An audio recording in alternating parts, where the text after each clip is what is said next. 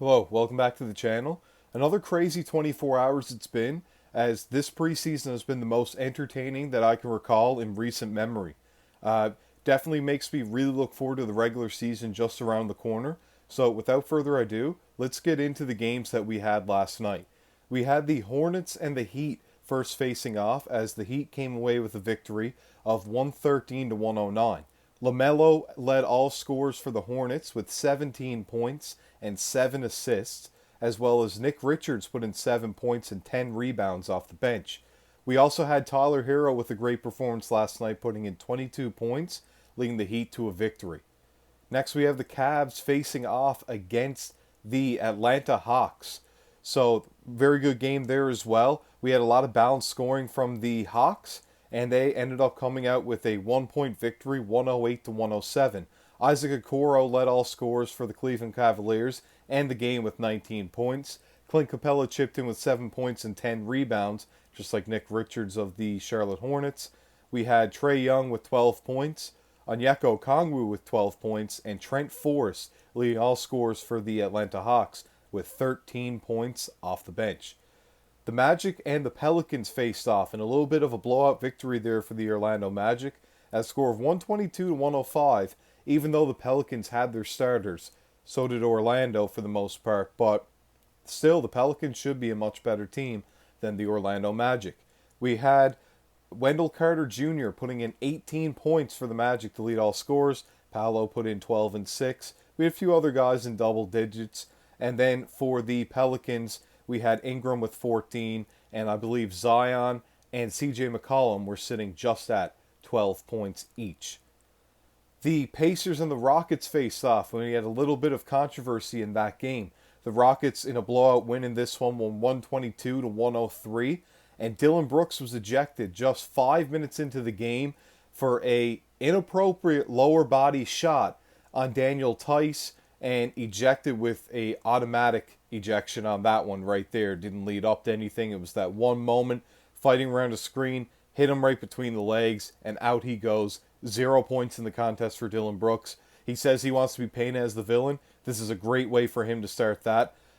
I don't necessarily like the idea of him being dirty like this. I think he is a great defensive player, and he showed in FIBA that he can also play some great offense. So let's see if he can turn things around and be the type of nuisance that they need on the court and not taking himself off the court, such as what he did in this game.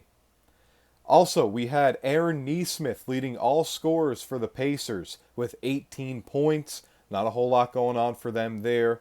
And the Rockets had Sengun and Cam Whitmore, the 20th overall steal for the Houston Rockets, both chipping in with 15 points. And that was about all she wrote for that game. A few other people in double digits, but at the end of the day, they won by 19 points in Houston. The Bucks and the Grizzlies also faced off. The Bucks lost at a score of 108 to 102. We had Jay Crowder leading all scores for the Milwaukee Bucks with 14 points.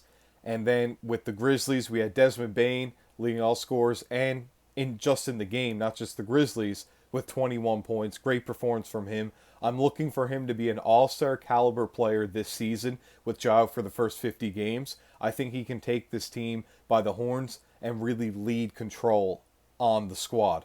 Jaren Jackson Jr., I'm going to keep looking at him for the rebounding with the comments he made and how poor he was in FIBA for Team USA. He had 17 points, which is great. Never an issue for him. He did struggle with scoring in FIBA, but not in the NBA.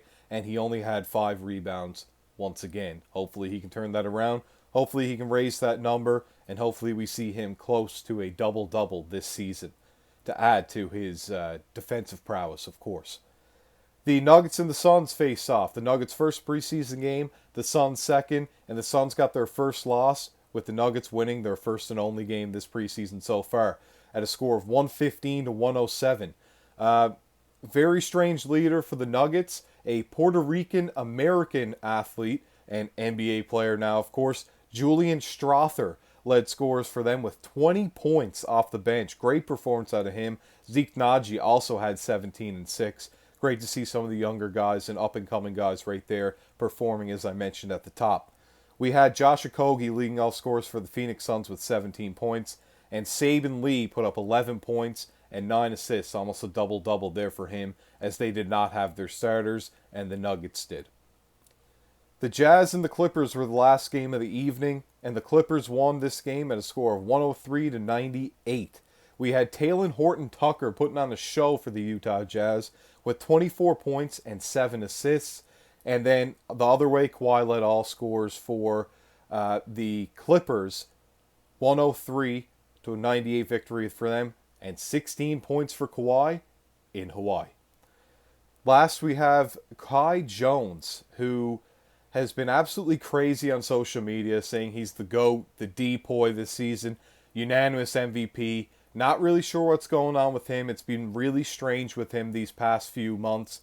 And he was the person who came out and said that he had requested a trade from Charlotte. Didn't do it the most professional way. It didn't seem like he went directly to the team and had somebody there announce it. He didn't have an agent announce it. He didn't have Shams or somebody like that announce it. He just tweeted it himself, which is not the greatest idea, and they waived him. They didn't look for a trade. They waived him. This guy only played 46 games last season, a lot of G League time, and you can't be acting the way that he has over the past couple months if you're not secured on a roster. I don't think you should be acting this way anyways, but especially if you're barely in the league, it's not a great look, and I'm not sure if another team will pick him up, but we'll definitely hope to see something change with him. Maybe he joins a different league, and I'll keep you up to date each and every day. I can't wait to see you tomorrow. This has been Core Chronicles.